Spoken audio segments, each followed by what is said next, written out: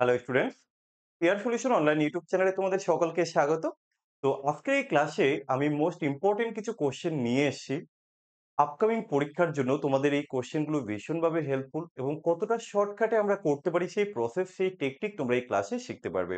তো চলো আমরা শুরু করছি আমাদের ফার্স্ট যে কোশ্চেন। দেখো কি বলা হয়েছে। একজন দোকানদার তার খরিদ্দারকে 10% ছাড় দেয়, মানে ডিসকাউন্ট দিয়েছে। দিয়েও ক্রয় মূল্যের উপর 20% তিনি লাভ করেন। যে পণ্যের ক্রয় মূল্য 450 টাকা, তাহলে তার ধার্য মূল্য কত হবে আমাকে বের করতে হবে। তো দেখো এই কোশ্চেনটি খুব সহজে তোমরা করতে পারবে যদি এখানে একটা সূত্র তুমি মনে রাখতে পারো, না হলে অঙ্কটা হয়তো একটু বড় হয়ে যাবে।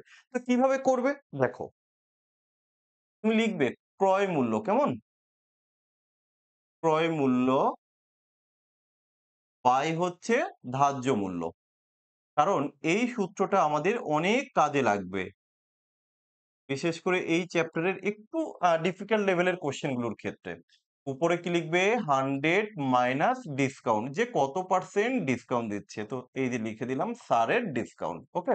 আর নিচে কি লিখবে, 100 প্লাস হচ্ছে লাভ। সব থেকে ইজিয়েস্ট প্রসেস। আচ্ছা, তাহলে এখানে যদি আমরা একটু মানটা বসিয়ে দিই, দেখো তো কি হয়। ক্রয় মূল্য তো তুমি জানো কত, 450 টাকা, তো লেখো 450 টাকা। ধার্য মূল্য আমি একটু শর্টে লিখি এমপি, ঠিক আছে, মার্ক প্রাইস। আচ্ছা, এবার দেখো এখানে 100 মাইনাস 60 ডিসকাউন্ট, তাহলে ডিসকাউন্ট দিয়েছে কত, 10%। তাহলে 100 মাইনাস 10 করলে কত লিখবে তুমি, 90 লিখবে।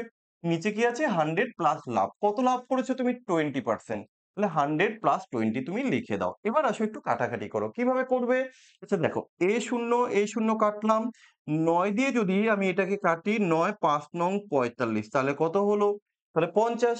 5 12, দেখো এমপি আমার এখান থেকে চলে এসে, এ দেখো 5 12 60, কেমন। আর এই শূন্যের শূন্য, তাহলে কত টাকা, 600 টাকা হলো ধার্য মূল্য। এই দেখো অপশন এ তে রয়েছে। আশা করি তোমরা প্রত্যেকে বুঝতে পেরেছো। যদি কারো কোথাও কোনো রকম ডাউট থাকে তোমরা সেটা কমেন্ট করে জানাবে, ওকে। চলো নেক্সট। দেখো এই যে কোশ্চেন গুলো আমরা সলভ করছি, নির্দিষ্ট কোনো এক্সাম নয়, এটা রাজ্য সরকার এবং কেন্দ্রীয় সরকারের যে পরীক্ষার ক্ষেত্রে, কারণ অঙ্ক আলাদা করে কিন্তু হয় না, ওকে। তো দেখো পরের যে কোশ্চেনটি রয়েছে, দুইটি সংখ্যার লসাগু দেওয়া আছে এবং তাদের গসাগু দেওয়া আছে। যদি একটি সংখ্যা 297 হয় তাহলে অপর সংখ্যাটি কত। খুব সহজ একটা কোশ্চেন, কিন্তু কম বেশি প্রত্যেকটা পরীক্ষাতে এই ধরনের কোশ্চেন দেখা যায়। কেমন, এই যে যে কোশ্চেন গুলো আজকে নিয়েছি এই সবই কিন্তু প্রিভিয়াস ইয়ারের কোশ্চেন। তো আমরা জানি, কি জানি বলতো, যে লসাগু, আচ্ছা পুরো লিখে দিচ্ছি, কেমন, লসাগু ইনটু গসাগু, লসাগু ইনটু গসাগু সমান কি, একটি সংখ্যা। আচ্ছা, আমি একটি সংখ্যা লিখলাম, একটি ইনটু অপর সংখ্যা, ইনটু অপর সংখ্যা। তাহলে আমরা জানি লসাগু ইনটু গসাগু ইকুয়াল টু কি, সংখ্যা দুটির গুণফল, আমরা এইভাবেও বলি, বা একটি সংখ্যা ইনটু অপর সংখ্যা। এবার এখানে শুধুমাত্র তুমি মানটা বসিয়ে দাও, দেখো তোমার উত্তর চলে আসবে। লসাগু কত দেওয়া আছে কোশ্চেনে, লসাগু 2376 ইনটু গসাগু কত দেওয়া আছে, 33, ইকুয়াল টু একটি সংখ্যা তো তুমি জানো কত, 297। অপর সংখ্যা জানি না, সেটাই বের করবো, তো আমি এখানে এক্স লিখে দিলাম, ওকে। এবার দেখো এই জায়গাটা আমরা এবার কি করবো, একটু কাটাকাটি করে নেব। কিভাবে করবে, চলো 3 দিয়ে কি কাটা যাবে, 3 দিয়ে কাটি। 3 নং 27, 3 নং 27। তাহলে 3 দিয়ে যদি আমি আবার কাটি, তাহলে একে কাটি, চলো। 3 দিয়ে 3 সাতে 21, তাই তো। তাহলে 2 থাকলো, 3 নং 27, 3 দুগুণী 6। আচ্ছা 33 দিয়ে যদি আমি 99 কে কাটি কত হবে, 3 হবে। আচ্ছা 3 দিয়ে যদি একে কাটি কত হবে, 3 দুগুণী 6, 3 6 18, 3 4 12। তাহলে আমার x ইকুয়াল টু, অর্থাৎ অপর সংখ্যা কিন্তু আমরা এখানটায় পেয়ে গেলাম কত, না 264। এই যে আমার 264 হয়ে যাবে উত্তর। আশা করি প্রত্যেকে তোমরা বুঝতে পারছো। যারা চ্যানেলে নতুন আছো, চ্যানেলটিকে একটু সাবস্ক্রাইব করে দেবে। আর ভালো লাগলে তো লাইক করতেই হবে, ওকে। দেখো পরের যে কোশ্চেনটা খুব ইন্টারেস্টিং একটা কোশ্চেন, আমি দুটো প্রসেসে দেখাবো কিভাবে আমরা সূত্র অ্যাপ্লাই করে করব এবং কিভাবে আমরা ডিটেলস এ করব, দুটোই দেখাচ্ছি। প্রথমত আসো একটু ডিটেলস দেখে নেব। স্রোতের গতিবেগ দেওয়া আছে 2 কিলোমিটার/ঘন্টা এবং একটি নৌকা 2 ঘন্টায় স্রোতের অনুকূলে একটি স্থানে যায় এবং 3 ঘন্টায় ফিরে আসে। তার মানে ব্যাপারটা হচ্ছে, দেখো তুমি যতটা যাবে ঠিক ততটাই ফিরে আসবে, তার মানে এখানে দূরত্বটা কিন্তু সেম। যাওয়ার সময় সময়টা লাগছে তোমার ২ ঘন্টা, আসার সময় সময়টা লাগছে তোমার ৩ ঘন্টা। ওকে? এবার এই জায়গায় দুটো জিনিস লক্ষ্য করো। দেখো, স্রোতের গতিবেগটা তুমি জানো, কিন্তু নৌকার গতিবেগটা জানো না। আচ্ছা, আমি যদি ধরে নেই যে আমার বোট, একটু ভালো করে বোঝার চেষ্টা করবে, বোট। আমার নৌকার গতিবেগটা আমি যেহেতু জানি না, আমি x ধরলাম। তাহলে আমার স্ট্রিম কত? আমার স্ট্রিম দেওয়া আছে কোশ্চেনে ২ কিলোমিটার পার আওয়ার। এই যে লিখে দিলাম ২ কিলোমিটার পার আওয়ার। আচ্ছা, এবার এখানটায় এই যে আপ আর ডাউন, এখানে কিন্তু কোনো গতিবেগ দেওয়া নেই, টাইম দেওয়া আছে। তো যাই হোক, এর রেসপেক্ট এ যদি আমি আপ স্ট্রিমটা বের করি, আপ স্ট্রিম, মনে রাখবে আপ এর ক্ষেত্রে মাইনাস করতে হয়, তাই তো? তাহলে এখানটা কি হবে আমাদের? x মাইনাস 2 হয়ে যাবে গতিবেগ। আর ডাউন এর ক্ষেত্রে প্লাস করতে হয়। আপ মানে প্রতিকূল, ডাউন হচ্ছে অনুকূল। তাহলে এটার ক্ষেত্রে কি হয়ে যাবে? x প্লাস y হয়ে যাবে গতিবেগ। এবার এই জায়গাটা একটা জিনিস তুমি লক্ষ্য করো, যেহেতু দূরত্বটা উভয় ক্ষেত্রে সমান, দূরত্বটা সমান। তোমরা কি জানো? এই দেখো, তোমরা জানো যে দূরত্ব ইকুয়াল টু হচ্ছে কি? Distance time into speed, right? Time into speed.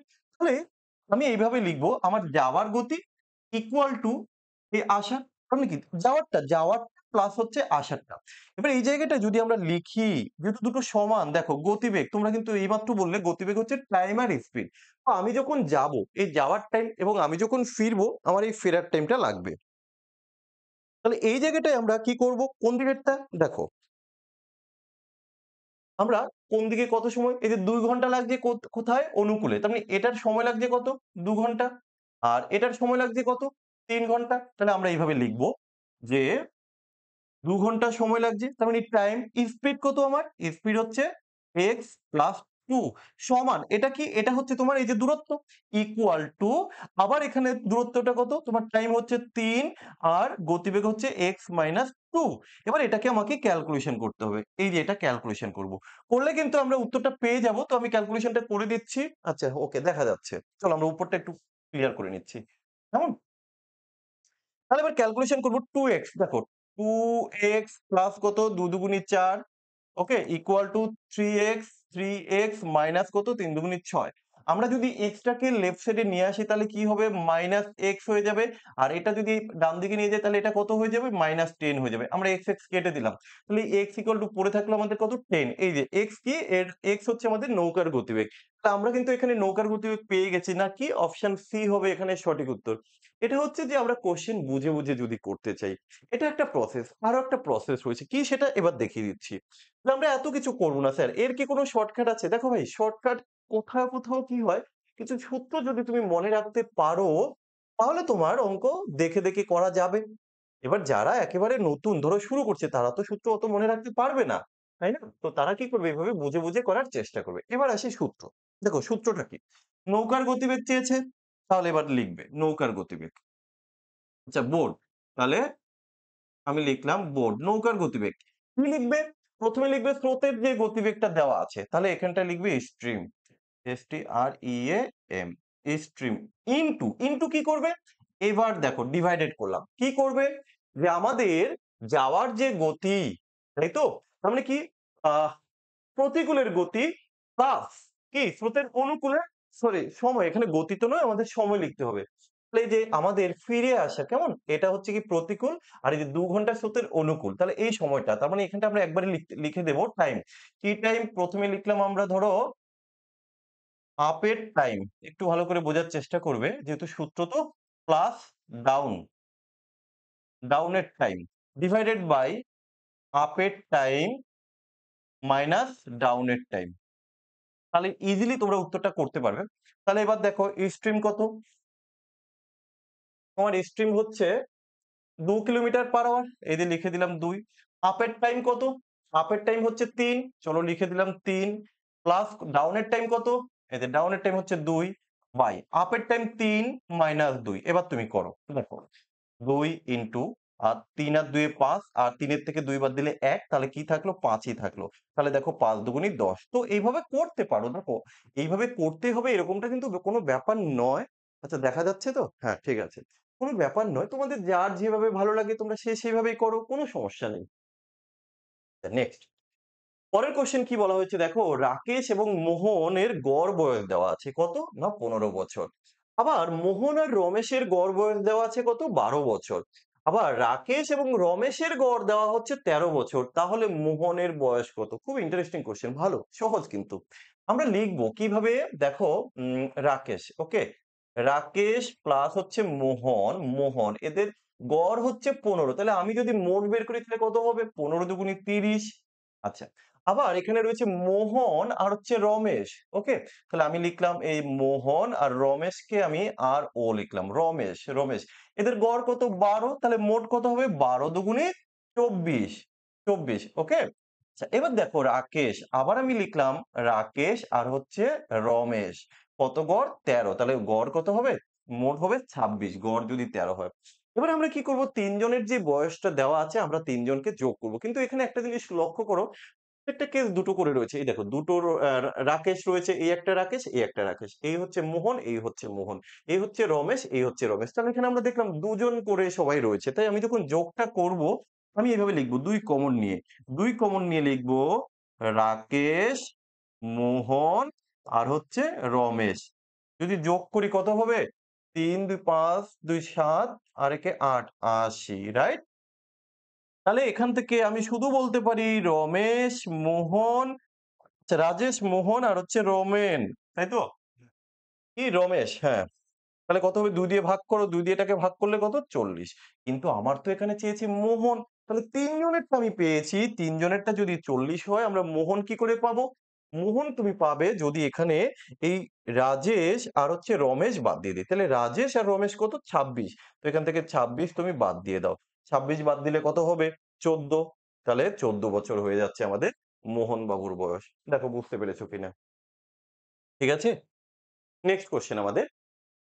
A B এর তুলনায় 20% কম কাজ করে। কম কাজ করে বলতে এখানে কিন্তু এফিসিয়েন্সির কথা বলা হয়েছে। তার কার্যক্ষমতার কথা বলা হয়েছে। কেমন? আচ্ছা, এবার বলা হয়েছে যদি এ কোনো একটা কাজ ৭.৫ ঘন্টায় করে তাহলে বি ওই কাজ কত সময়ে শেষ করবে? খুব ইন্টারেস্টিং একটা কোয়েশ্চেন। আচ্ছা দেখো আমরা কিভাবে কোয়েশ্চেনটাকে সলভ করছি। 20% কম তাহলে আমি এখানটায় লিখলাম এ, এখানটায় লিখলাম বি। যেহেতু এটা কাজ কম মানে তাদের এফিসিয়েন্সি অর্থাৎ কর্মদক্ষতা, আচ্ছা কর্মদক্ষতা বা কর্মক্ষমতা যাই হোক লেখো। কর্মক্ষমতা কার কম কার বেশি? এই দেখো তুমি একবারে এখানটা এইভাবে লিখতেই পারতে 20% ইকুয়াল টু হচ্ছে 1/5। তাহলে এখানে যেহেতু কম বলা হয়েছে তাহলে একজনের যদি ৫ হয় আরেকজনের হবে ৪, তাই না? এই যে একজনের ৫ হলে একজনের ৪। কার কত? কার বেশি? এ বি এর তুলনায় কম কাজ করে। এ কাজ কম করে কার তুলনায়? বি এর তুলনায়। তাহলে আমি তাদের এই যে এইভাবে লিখতে পারি দেখো। কোথা থেকে পেলাম? এই যে 20%। কিংবা তুমি একজনকে বলতে পারতে 100 আরেকজনকে তাহলে কত হতো? 20% কম তার মানে 80। রেশিও করলে কিন্তু সেই একই বিষয় আসবে। আমরা এখানে কি তাদের কর্মদক্ষতা রেশিও পেয়ে গেলাম।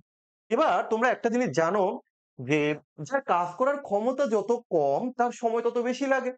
আর যার কাজ করার ক্ষমতা বেশি তার সময় তত কম লাগে। অর্থাৎ কাজের সাথে তাদের যে কাজ সময়ের সাথে কাজ করার যে ক্ষমতা সেটা ব্যস্ত অনুভূত হয়।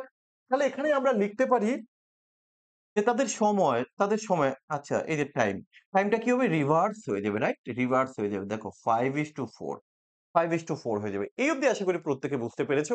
এবার কি করব? কোশ্চেনে বলা হয়েছে এ একটা কাজ করতে নাকি ৭.৫ ঘন্টা নিয়েছে। তাহলে এর আমরা এখানে দেখলাম সময় লাগছে 5 ইউনিট। কিন্তু অ্যাকর্ডিং টু কোশ্চেন এটা হচ্ছে ৭.৫ ঘন্টা, তাই না? তাহলে বি এর কত লাগবে? দেখো এই জায়গাটা তুমি কি করবে? এই জায়গাটায় তুমি যেটা করবে ৫ এর সাথে কত গুণ করাতে ৭৫ হয়েছে? তুমি একটা কাজ করো না।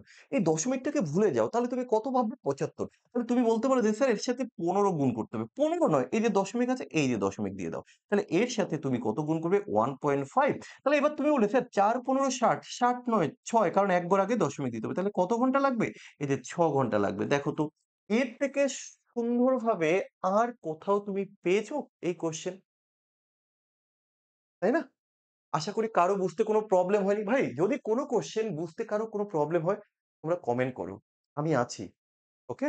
তো যাই হোক আমি বেশি কোয়েশ্চেন সলভ করছি না। আমি প্রত্যেকটা ক্লাসে চেষ্টা করছি ৫ টা ৫ টা করে কোয়েশ্চেন দেওয়ার। যেহেতু অনেকদিন পর আমি ক্লাসগুলো দিচ্ছি দেখো আমার দীর্ঘদিন মাইকের কিছু প্রবলেম ছিল।